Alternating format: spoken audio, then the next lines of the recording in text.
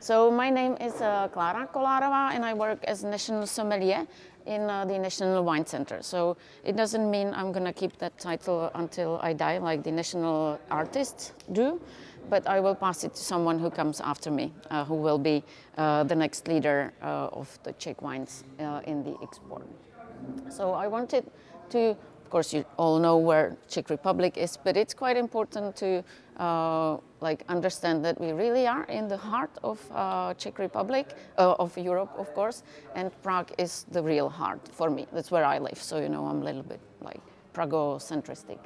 But we also have some vineyards in Prague, so I can even be like proud sommelier on the Czech wines. So we are a beautiful country where you can come and not only taste wine, but also see things. So there's 200 castles that are regularly open.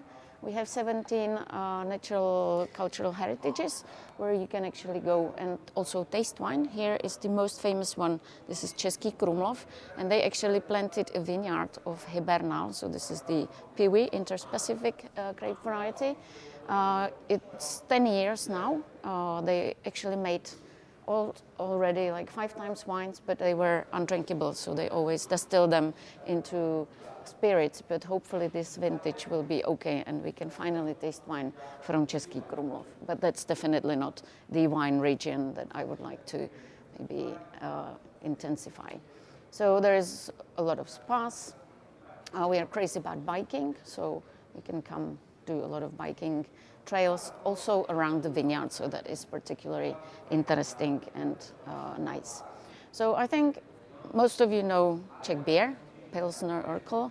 So this is something that we are very proud of, even as wine sommeliers, because we drink a lot of beer after the tasting ourselves, and because we would like to know also your opinion on the wines. This would be a great feedback for our winemakers.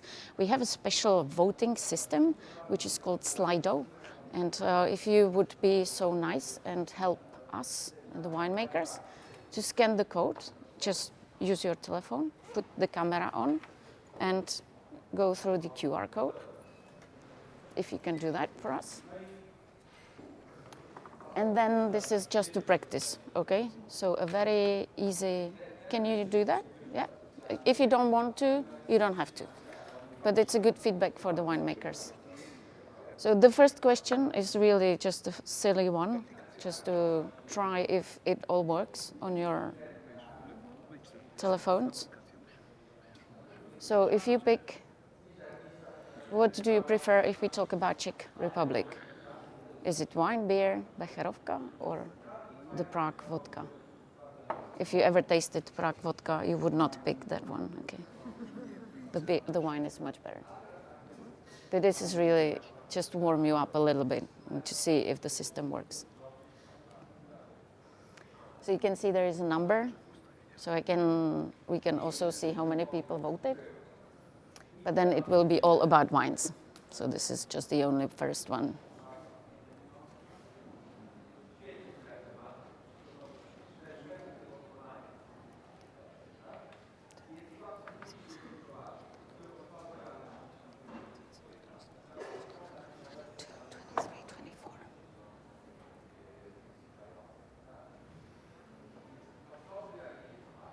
So we have 2 more people coming.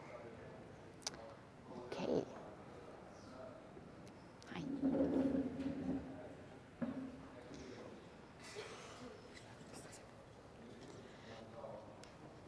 You should take this on because we have to speak very, not loud.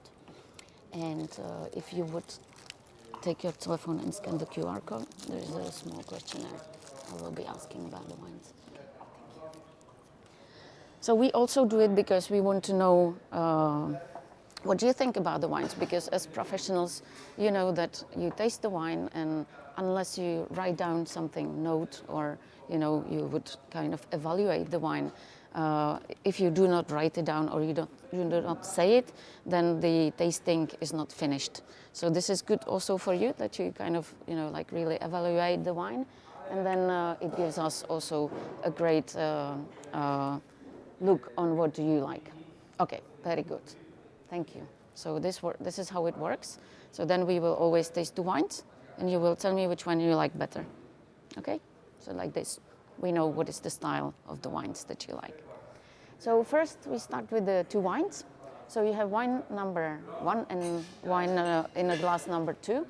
So this is really, because then we will have a long talk about the history and the regions. So I wanted you to enjoy wine firstly. So we will be tasting 2 non-aromatic grape varieties. So this is a Pinot Gris and Grüne Veltliner. So we start, so you will start tasting before knowing the geography, but I don't think it really matters. You're all professionals, so you can assess the wine without knowing the climate and the soils where it comes from, but I will tell you, don't worry. So we start with the Pinot Gris. It's 2023 vintage. So this wine was fermented in a big acacia barrel of 1,500 liters. So you can see this is not like the Pinot Grigio style of wines with this like nearly no flavor and high acidity and no body. But this is something a little bit more serious wine, which offers you much more flavor in the, especially in the aftertaste, because of this aging on the fine lees in the acacia.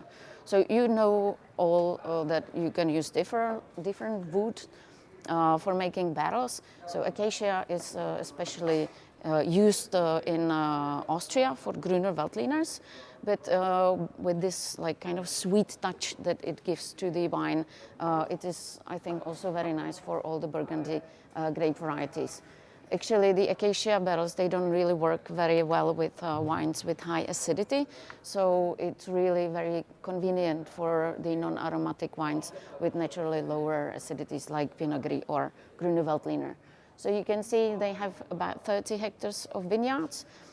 This is a very special terroir right under Brno, so Brno being the capital, let's say, of Moravia.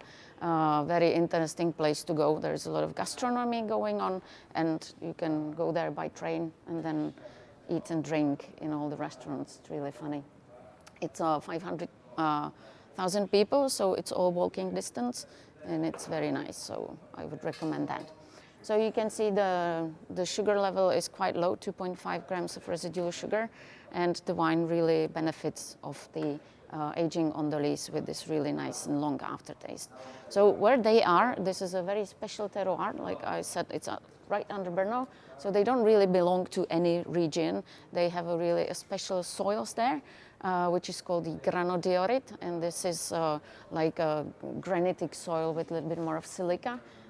It's especially interesting when you plant Blaufränkisch on it, because then it gives you really, like I would say, like really wild wines with smoky aromatic profiles, and the acidities are quite pronounced. So the wine is really for like acidic wine lovers. So we have it on the stand. It's really interesting and very specific for the Blaufränkisch. Then the second wine is from Scopel Winery. So it's a Grüner Veltliner. So we will talk about Grüner later, but you of course know this grape variety from Austria. So we are very thankful for the Austria Wine Marketing Board, because they made everybody know Grüner Veltliner, and so we don't have to explain what the grape is and how it should smell. So you know that it's very often like peppery in the nose. It really depends on the fermentation style that you use. If you do a little bit more of maceration, so here we have cold maceration, like the cryo maceration, then you would enhance a little bit the fruitiness of the Grüner, although people can discuss whether it should be more fruity or more spicy. I'm always on the more spicy side of the Grüners, but this is really just a personal thing. But if you come to the stand of Oulehla, so the first winemaker, there is a Grüner Veltliner coming from these granodioritic soils with very, very spicy character, and that I find really interesting. So you can then compare the two Grüners. So even this one is very low in sugar, 0.4 grams, so this is really like the dry style. We try to pick everything that would be a little bit more on the dry side, because you are all professionals. So if you were here yesterday, you would probably get slightly sweeter wines, but we will come also to more sugar. So if you like them, don't worry, there will be some. So this is a really more like classical style, and it comes from Velké Bílovice. So this is place where this is the biggest wine village, actually, the wine village, maybe. Don't tell them I said it's a village. It's like a small town, okay. And it's really the biggest one with a lot of loess, so deep loess sandy soils, and it's great for these kind of richer, fuller Grüner Veltliners, like you would know, for example, from Wagram in Austria. Yeah, so they plant a lot of Grüner there, but also, of course, the other grape varieties. It's also very well known for Blaufränkisch. So if you come to stand of František, who is the middle guy, the young son who is taking over the wine, then you can taste also their Blaufränkisch. So now, which one did you like better? So it should be on the, if you don't leave the Slido, the question should be there automatically, so you do not have to scan the code again.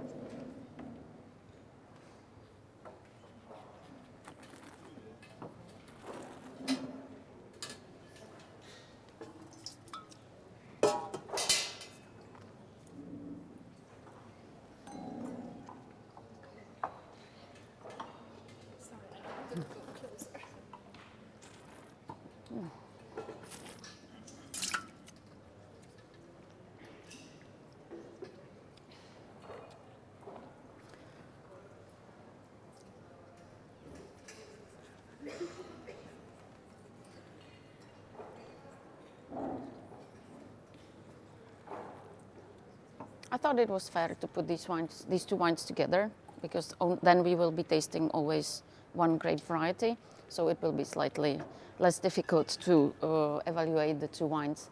But I think they're both on the same kind of level with the weight and the style.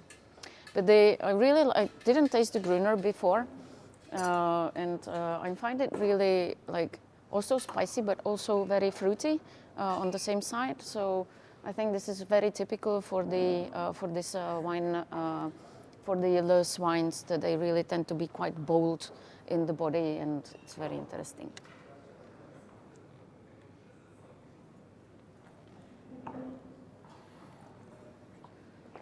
Can you hear me drinking the wine? Yes? So I'd better spit, no?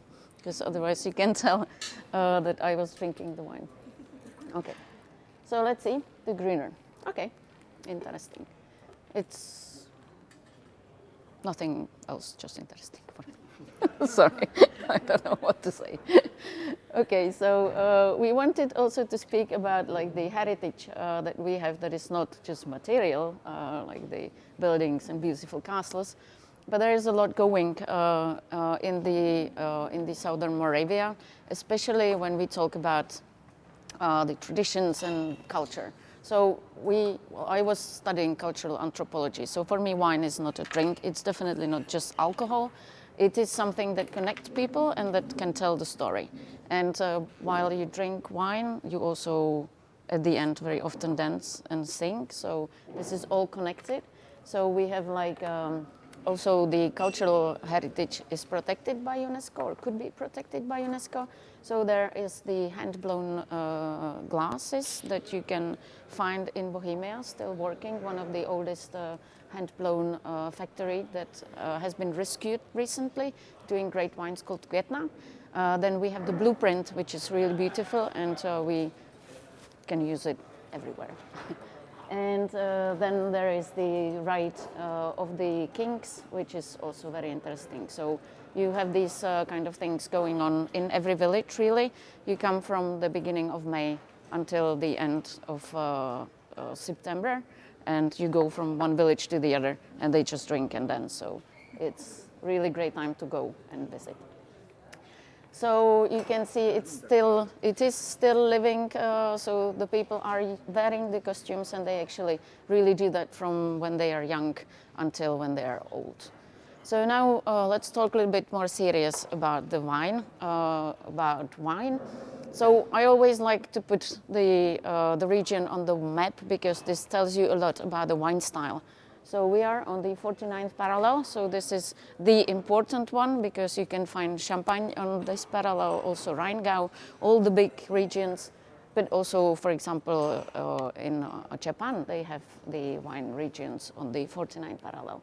So this is where the majority of the vineyards are, on the border with Austria and Slovakia.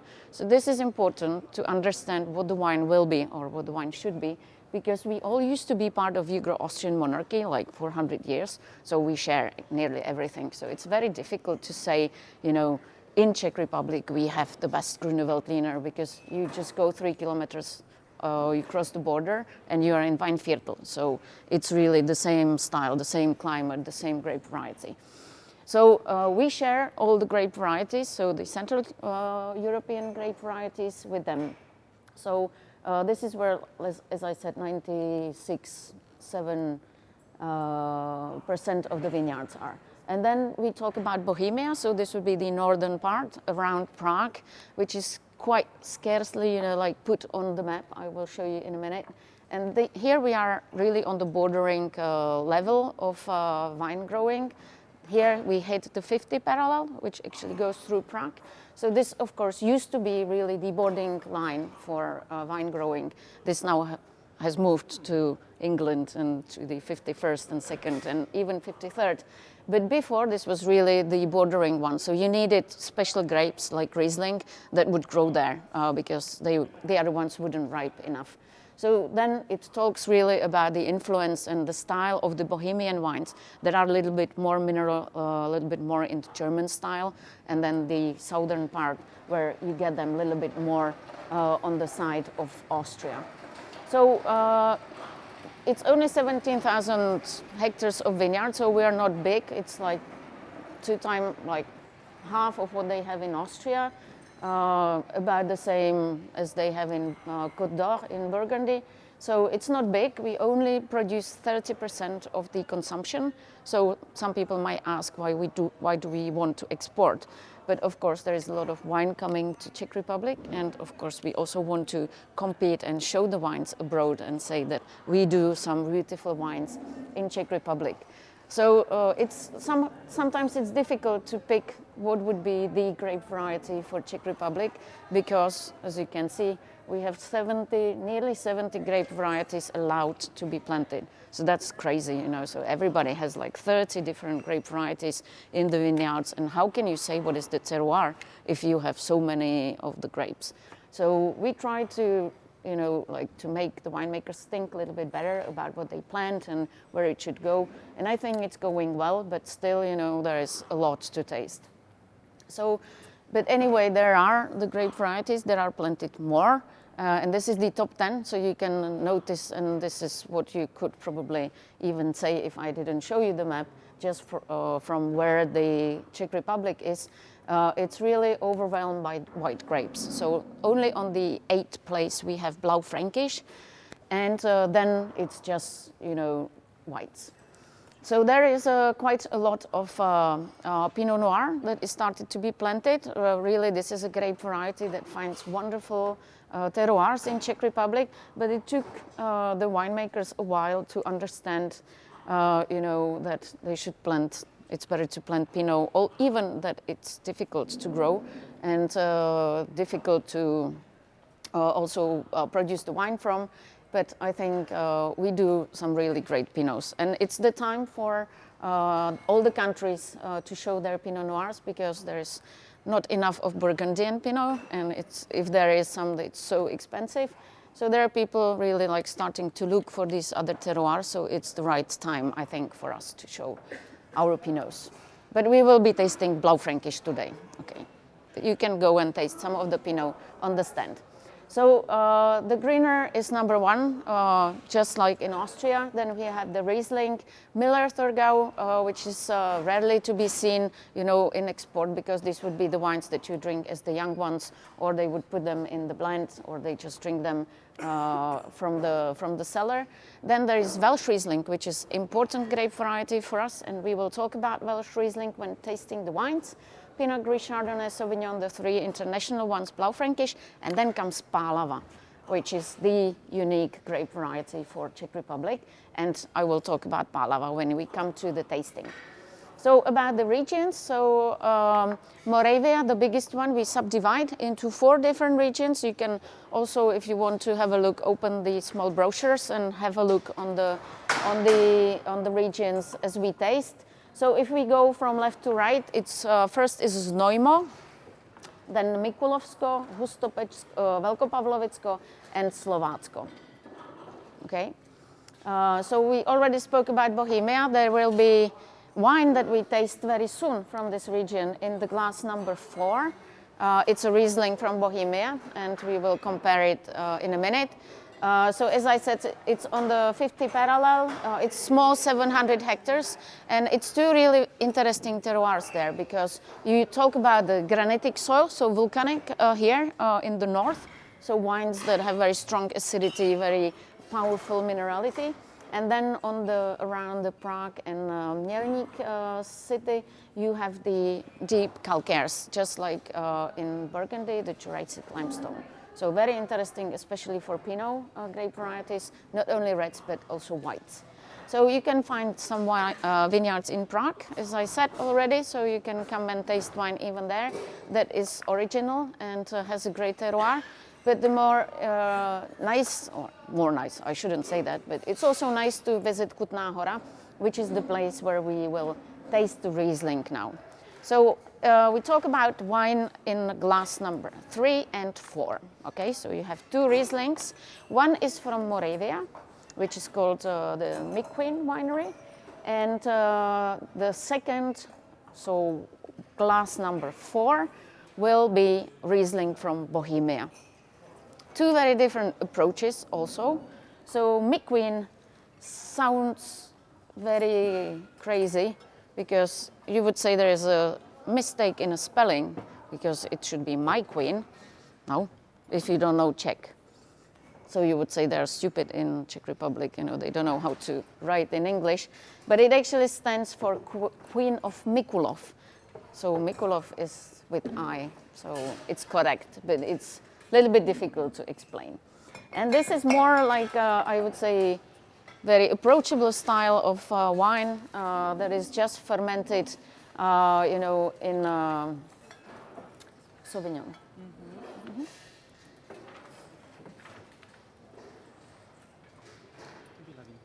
Yes. So when yes, sorry. So now this will be funny, because we will be pouring 3 more wines, okay? So we just finish this tasting, yes, and then we can start pouring. So McQueen, so this is really the style we call 7-7. It's very popular in Czech Republic to do this kind of wines with 7 grams of residual sugar. You still call this wine dry wine.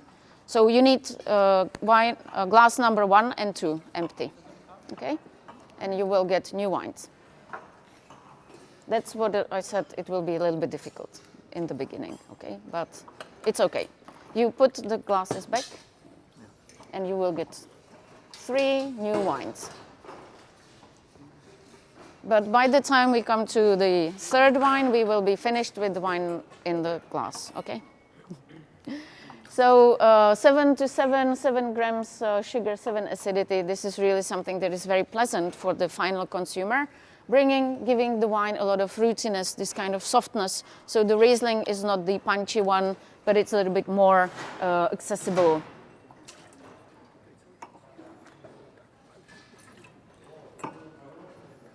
And the wine in glass number 4. So here we talk really 2 different styles, okay? Because the first one was only in stainless steel.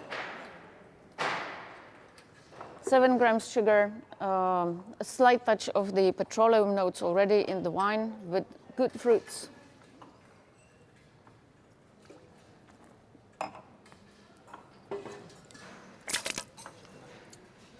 But you can definitely smell the sweetness, or taste the sweetness. So I think we are, like, as sommeliers, we are sometimes really freaky about sugar. You just smell a little bit and you go like, oh, this is hiding the terroir. But it can actually be nice in the wines, and people really enjoy it. So why not? So the other one is a different story. So Wine Cellars Kutná Hora, they are the only biodynamic winery that is certified Demeter, in Czech Republic and also in Slovakia. So, you know, all biodynamics, but I will repeat shortly.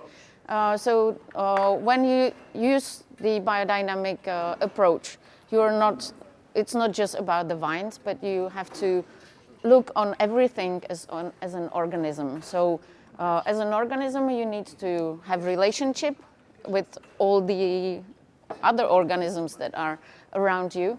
So you don't only grow vines, but you also need animals, you also need other plants, because it's not about monocultural planting, but you really need to have this kind of discussion between all the things that you have in the winery, or actually in the farm, because we do not really talk that much about wineries, because you know you need also to invest into other species. So this is really low intervention. They always are kind of on the border, because the wines are not too crazy to be called natural or low intervention, crazy, unfiltered stuff, because they try the wine to be excellent, but then they are not the same as those that are fermented in stainless steel and used, you know, with not natural fermentation. So they're always like not anywhere at home. So they're always very specific wines, and this is spontaneously fermented in stainless, but then it goes into old French oak barrels from different sizes to 25 to 500 liter volume. So this is 1 year on the bottle, very low in sugar, very low in alcohol, because remember we are really in the north, so the wines are always a little bit lighter, a little bit more fragile. And what you can smell is this slight touch of reduction that comes definitely through the natural fermentation. It's something people either like or they don't like. So it's up to you to say. And you will now tell me which wine you like better. It's probably not very fair to put these two wines together, but I think it's a challenge, and that's what happens in the wine world. You know, you might happen with these wines.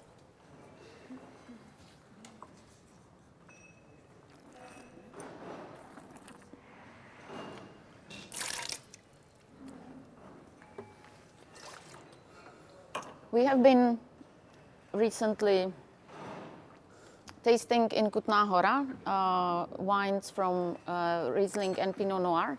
There is a special competition called the Glass of Charles IV. So he was the big emperor who was really very important for the wine business in Czech Republic in 14th century. He said to everybody who owned land on the good slopes for wine growing to plant vines. So he was really the pope of wine and vineyards in Czech Republic, because he was brought up in Burgundy, so he was always used to see vineyards everywhere on the good slopes. So and because he is connected with Bohemia, so this means Riesling, and he was brought in Burgundy, so there is a saying, a legend, that it was him who brought Pinot Noir to Czech Republic, although we know it's historically not true, but it sounds great that Charles IV, you know, he loved Burgundy, so that's why we have Pinot Noir. So we have this competition called after him, and we only taste Pinot and Rieslings. So it's really great to be a part of the jury, because you only taste good wines, and it's really fun. So they didn't win a medal, because the wine is slightly different to the Rieslings that we probably know. Okay, so let's have a look. Oh, yes, thank you. They will be happy. Yes, they will be happy. So this is probably the first time they won, so this means that you are a very good audience and you understand what is a good wine. Thank you. So now let's talk about the wine regions. So we have Znojemsko, as I said, this would be on the western part. So the soil there is slightly different to all the other regions because it's sandy, and then on a small part you have the same soil as we saw in Bohemia, the granitic soils, because this is called the Czech Massif, and it goes down under the ground, and then it comes up on the border with Znojmo and Weinviertel. So really the two quite different terroirs. Each of them is bringing to the wine something different, but majority are white wines, very light, very aromatic, and it's a Sauvignon, Grüner, and Veltliner that we talk about. So beautiful landscape, a lot of castles there, it's really nice. And then if you, of course, drink a lot, you can finish with the gherkins, so the pickled cucumbers, which is something very typical for the region. Then we move to Mikulovsko. So this would be really the terroir that is speaking to you just by looking. So this is Palava Hills. You can say just by looking that the soil there, white, is limestone. So this is, again, Jurassic limestone. And we talk here about Welsh Riesling especially, which we will be tasting right now. So this would be the wine in a glass number 5 and 6, okay? So we now are tasting 2 Welsh Rieslings. So then there will be Velkopavlovicko. So this is the domain of red grape varieties because we have a little bit more of high nutrition soil, so with slightly more brown and black soils there, with Blaufränkisch in the lead. And then the last is on the border with Slovakia, also with a little bit special climatic profile, because this is very near to Carpathian Mountains that are on the border with Slovakia. So from that side you have the cooling winds from the mountains, but then from the southern part there is the warming winds from the Pannonian plains. So this is really quite special terroir, and it's really great for ripe Rieslings, but with high acidity, and the Pinot grape varieties. So now about the Welsh Riesling. So this is a grape variety that we are really proud to have. Again, this is not just ours, because it's planted in the Central and Southern Europe. So you know it as a Kraševina, probably from Croatia. But we think that it has found its own terroir in Mikulov especially. So with the thinner skin and with late ripening cycle, it very often gets attacked by the noble rot, Botrytis cinerea, and okay. And so it produces a special style of wines because if the grape gets like attacked by the noble rot, the vine starts to protect from the rot, and there are special precursors of like aromatic precursors that are very specific for the aromatic style. So usually we talk about like honey tone, acacia honey, and small like white flowers that would be very quite impressive and smelling from the glass. So this is Palava Hills, so you can see them from a little bit better view. So this is the most famous vineyard called the Železná, so this means the iron vineyard. It has nothing to do with iron in the soil, but they were the first to have the iron stakes for the wires. So that's why it was the part that was called the one with the iron wire trellising system. So that's not very romantic, but that's how it is, sorry. So yeah, we have the 2 Welsh Rieslings now. So one is from Ivaini, so this is also from the Palava Hills, but partly from here, from Bergrus, and there is another side of Palava, which is not so south situated. It gives a little bit less ripe fruits and no botrytis. So it's much more mineral style. I really like that style a lot. So in the wine number 1, or so the fifth glass, you have a Welsh Riesling that is actually comparing these two vineyards. So it's slightly cooler style of Welsh Riesling. So here it's a special winery. They are not very old, only 5 years, 6 years on the market. But they are doing very precise work with the grapes, so they would be pressing the whole bunches, what you do when you produce a sparkling wine. If you want really to get very unoxidized juice, and it's very gentle pressing. So then the wine partly goes into French oak, and then he puts it together with stainless steel. So of course the oak always adds a little bit more of structure to the wine, and that's what you get here. I don't have the wine. There was not enough in the 2 bottles, so I cannot tell you what I smell, but I'm sure you can assess that alone. And we can proceed to wine number 6, which is from the Železná vineyard. So this is really the iconic Welsh Riesling for Czech Republic. And if you could, I think if you get this wine blind on the tasting, you could actually spot it out quite easily because of this specific aromatic profile.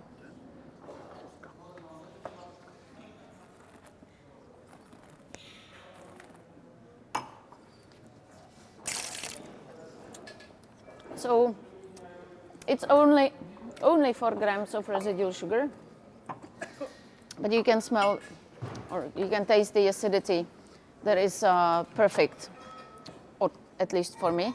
It's slightly higher in alcohol, 14%, but you wouldn't say, by tasting. It's very well incorporated in the wine. And what we always, if we talk about Welsh Riesling from Pálava Hills, we always speak about minerality and slightly salty flavors. So this is what you get really on the aftertaste. It's like if you lick on something salty. Do you get that? Or did I make it up in the winemakers as well? Slightly salty, no? So let's do the small voting.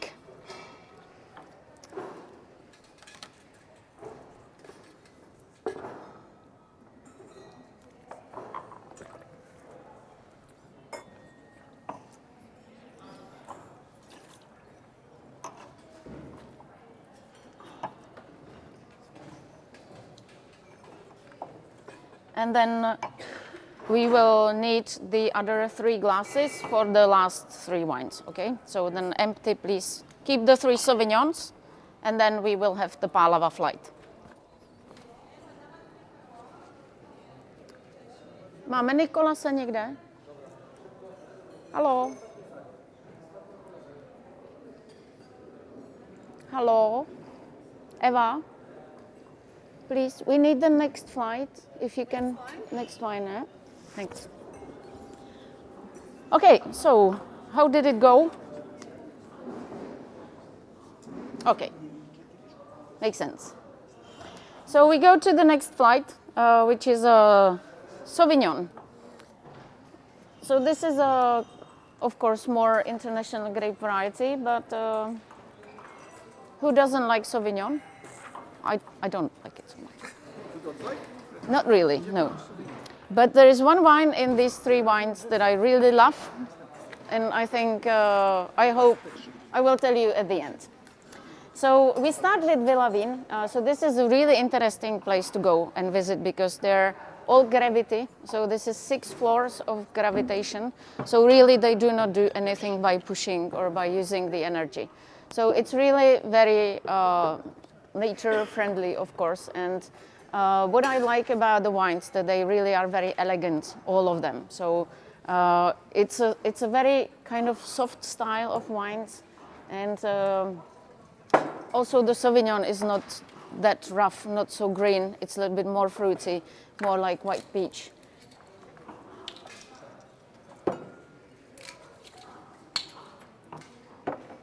So they use the lees steering a little bit to give the wine slightly more structure again. Otherwise, the vinification is, like I would say, strictly to retain the aromatic profile of the wine. So only stainless steel, not too much of oxygenation anywhere on the way of the wine.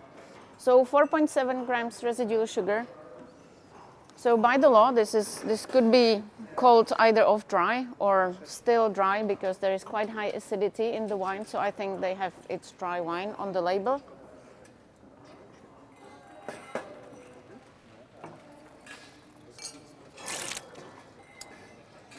Yeah, very nice. More like on the apricot side, white peaches. The second wine comes from the other side, so from Slovácko. So we are really, as I said here, quite in the region that is from the south, influenced by the warm winds, as I said. So they don't have, it's quite low in rain as well. So sometimes they call it Moravian Sahara, so like the desert land. The soils are loess again on marls and on clays. And this is a wine that's using cryomaceration. So this would be very typical for the Sauvignons to get the more aromatic, higher aromatic profile. So here, again, very, very dry style with good acidity, good balance.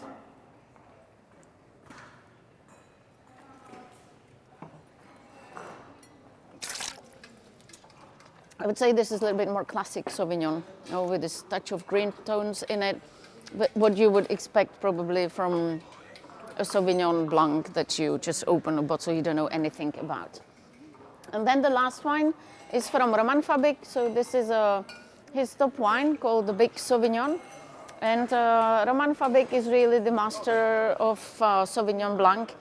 He decided when he started to work with wine when he was about 26, he started from scratch, and that allowed him to really create everything the way he wanted. So his winery is very modern, but there is a lot of art in it, and he's like really very nice person, very going forward, and he's really very focused on what he does. So this is he always comes up with something that you wouldn't expect from Sauvignon. So this wine is aged in oak barrels for 10 months. So he's working a lot with full yeast here. So this is slightly reductive vinification with the oak present in the nose.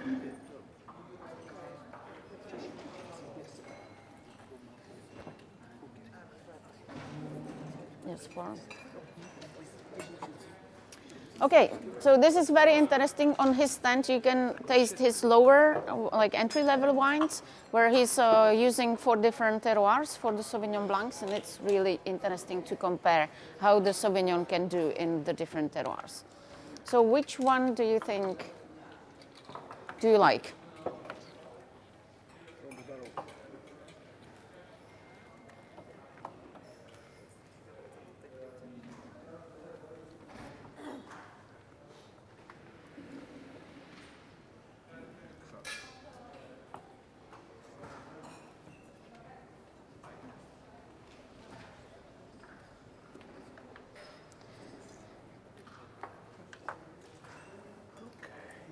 Okay, so you can still vote for those who didn't make it.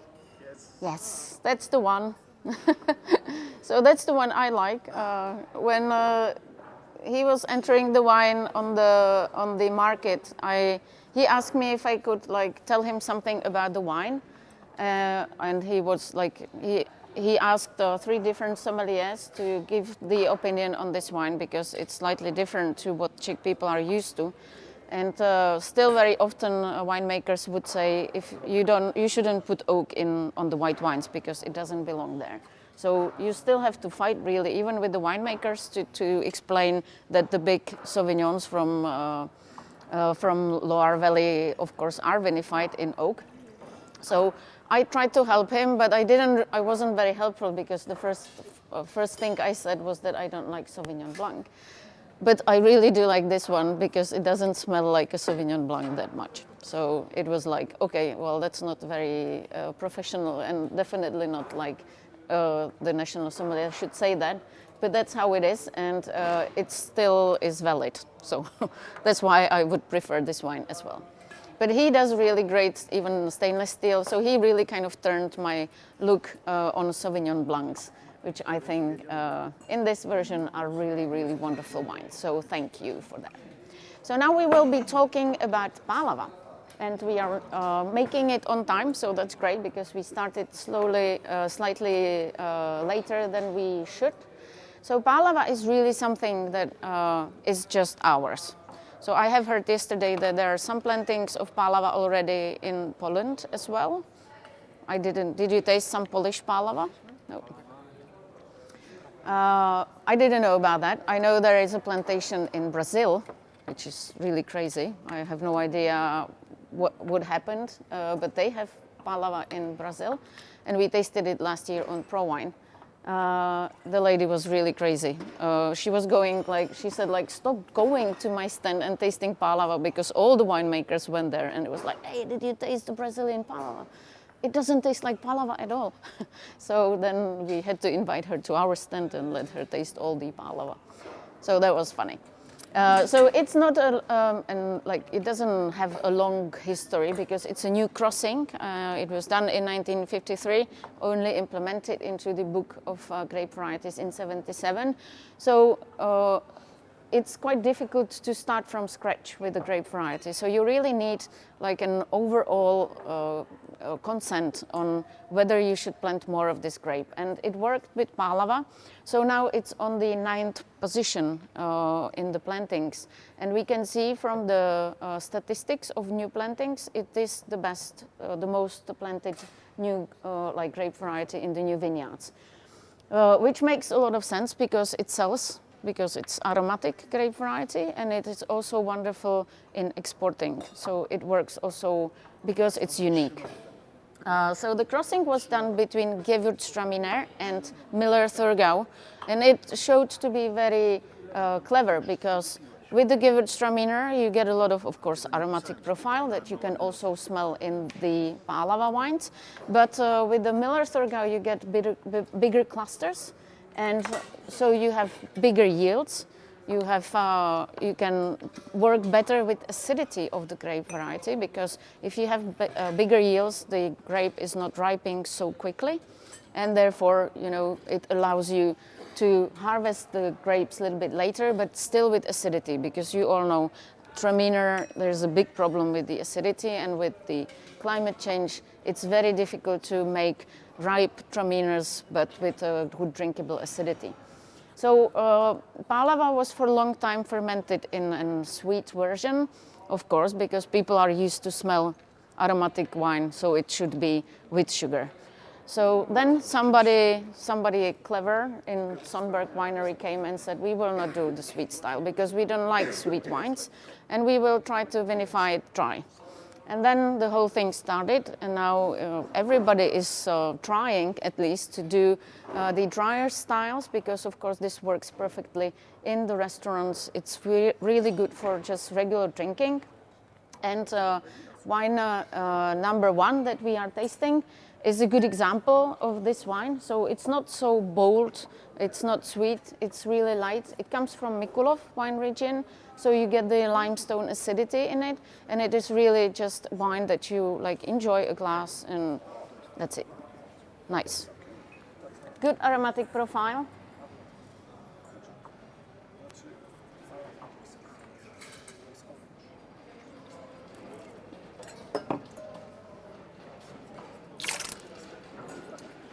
And very good drinkability. So you probably noticed that this kind of aromatic grape varieties that are used as welcome drink, that are produced now a lot in Germany, but also in Austria with the Gelber Muscatellers, really harvested early with good acidity, lighter body. So this is exactly this style of wine with this beautiful aromatic profile. So then we have Skrobak. So this would be the same attitude towards the winemaking, so just stainless steel really to protect the aromatic profile. They also do a little bit more serious wine that would be aged partly in oak, but this is not the wine we are presenting now. But surely you can go to the stand and taste it. It's also a great place to go because they have a nice hotel and really good coffee. Not too many places in Moravia where you can taste good coffee, so it's really a good tip, so you should remember. They do good flat whites. So again, lower in sugar, acidity is quite high. And this is a region of Čejkovice, so in Velkopavlovicko, where they are historically connected with aromatic grape varieties, especially Traminer. And you can taste the Traminer that is much bigger wine on the stand as well. And if you are quick enough, he opened yesterday a Magnum of Pinot Noir 2022, which is excellent wine. So if you go you might have chance to taste that as well. How much time is it? How much time?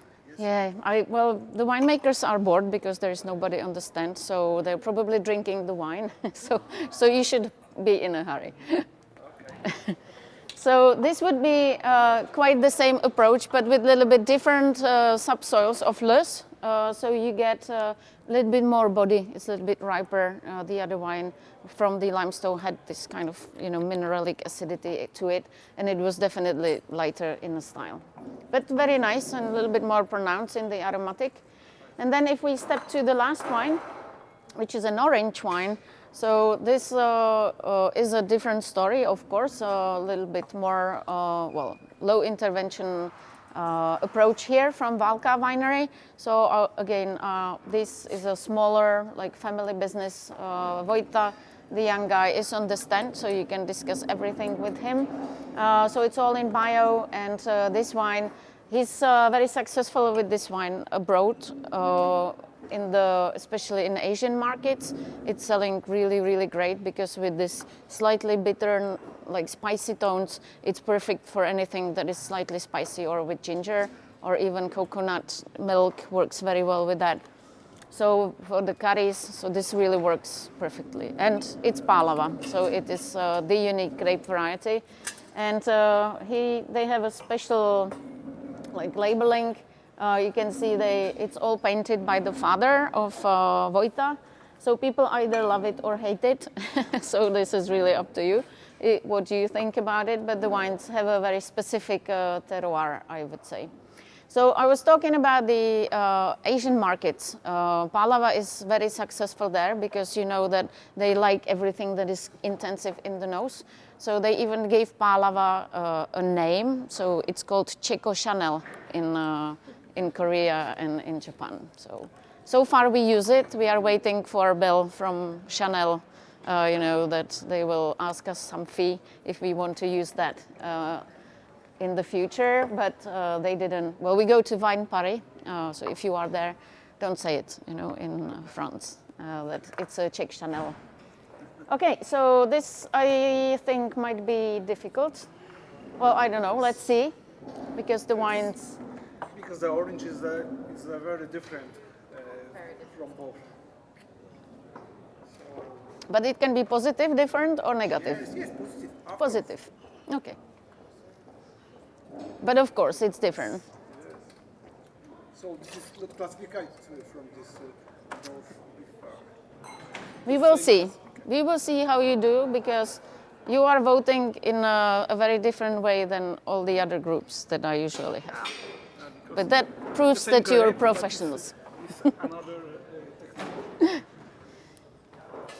Okay, so that will be interesting. And then we have the last flight, which will be the reds. And then you can go tasting. I'm sorry, it took us long, but we made it actually quite quickly for the amount of wines. So let's see. Palava orange. Okay. Nice. Thank you. So the Blaufränkisch, the queen of Central Europe, a really great grape variety because it's like connecting the lighter side of Pinot with the stronger side of Merlot Cabernet, because it has good acidity, very good fruits, and especially great tannins. So that would be in the medium. So it really brings everything in once. And there is a big future for Blaufränkisch, I think, on the market.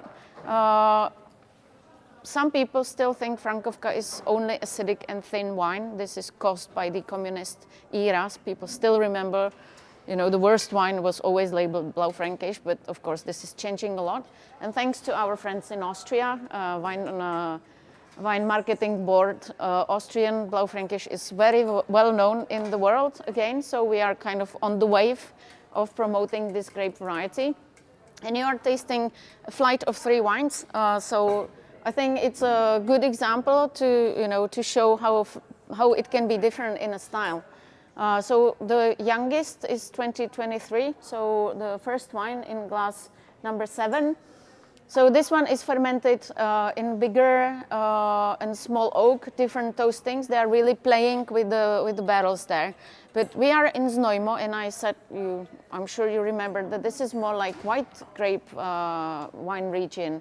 And it's slightly cooler, so you can smell the Blaufränkisch is a little bit more on the like fresh fruits and higher acidity than the other ones. But it's very firm. It's perfect. I really like that wine with this like tannic structure that is like present, but very, I would say, well managed. And especially the fruit is really great in this wine. So we often say that you find cherries, black cherries, in the Blaufränkisch, and this is what I get here.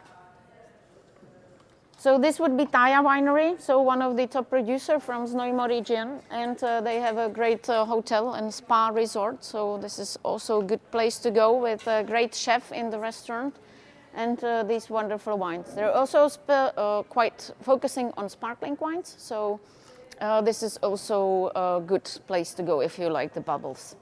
So the second red is from Karel Novotný. So this is a small winemaker really, but he's like kind of a freak in controlling his wine. So it's very technical, but very well done. He's very precise on what he does, and he's like always on a pursuit of the perfect, excellent wine. So this is 22 actually vintage, sorry. So there is a mistake in the slide, and you can see this is from the other side, so from Slovácko. So this is much warmer, and Karel likes bolder wines. If you look at him, you will understand. And so he was a big fan of Cabernet Merlots and Alibernets and these kind of heavy wines, which we don't really like that much from the sommelier point of view, because you cannot, like match that very well with food, because the tannic structure is too much. But he likes that, and I think this is really the bolder type of Blaufränkisch with much riper grapes and more oak influence in it. And the last one is 21. So this is a wine that comes from Jan Stávek, who is actually on the market, so it's imported by Vinobar. You can find the importer on the stand, and he made 100 bottles of this wine, and he was so nice that he shared one with us. So I hope you will enjoy this one. So this is his top Blaufränkisch, so it's really rich. And here he is working and thinking about the longevity of the wine. So there is a lot of great oak. He's always buying new barrels for this one, but he wants this wine to be drank in 10 years. So if you think, there is a bit too much of oak, yes, but then it should be drank in 5 or maybe 6-10 years. So we call him the godfather of Blaufränkisch, because he's really the one who's pushing the quality of the winemakers. He is a very great person for the region as well, standing behind like the appellation system there and doing a lot of conferences about Blaufränkisch. So he is actually the one who's he started with the Blaufränkisch international competition. It will be first year in February, so there will be people from the whole Blaufränkisch world tasting the best Blaufränkisch, and he of course hopes that he will win the competition and will be the godfather international with international respect. So yeah, I wanted to taste the wine because I was part of the team that was selecting the barrels for him. But this is 3 years ago, so I didn't taste the wine since then. So I wrote him, maybe this is a good opportunity to show how you work, to share the wine with the sommeliers, with the trade. So thank you for coming, because this allowed me to taste the wine as well. Okay, so the last voting comes.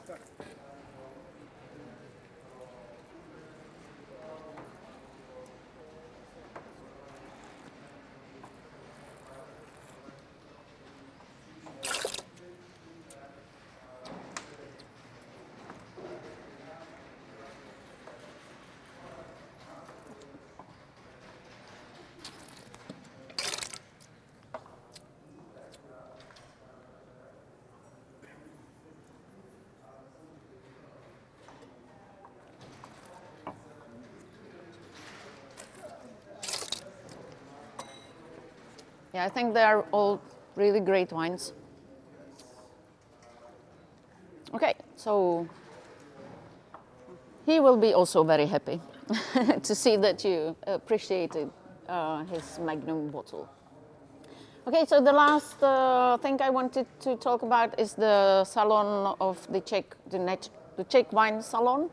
So this is our major activity we do in the National Wine Center. So this is an exposition that is open through the year. So you can come and taste 100 top wines. You get a glass and you taste for 2 hours, so you can go back and forth. It comes from all the wine regions, Bohemia and Moravia. It's all categories. There are sparkling wines, sweet wines, dry wines, and it's quite interesting. So if you are in near Mikulov or Valtice, this is a good thing to go through. So, well, okay, start again. So it's a great mosaic. You know, you can really understand maybe a little bit better how the wines are produced in Czech Republic. So I wouldn't say it's 100 best wines. It's not really, I think nothing like that exists, but it is a good example of very good wines that are produced. And it really shows you how the vintage was previously, or the previous vintage was. So we are now in the preparation for the next one. The wines have to go through 2 rounds of tastings, so it's really difficult to get there. So that's why we say it's 100 best wines, but it has to, of course, not everybody is competing. You know that. It's the best of those who competed. Okay, so some tips to visit. You can grab a gourmet book which shows the best restaurants, and that's it. Thank you very much for being here.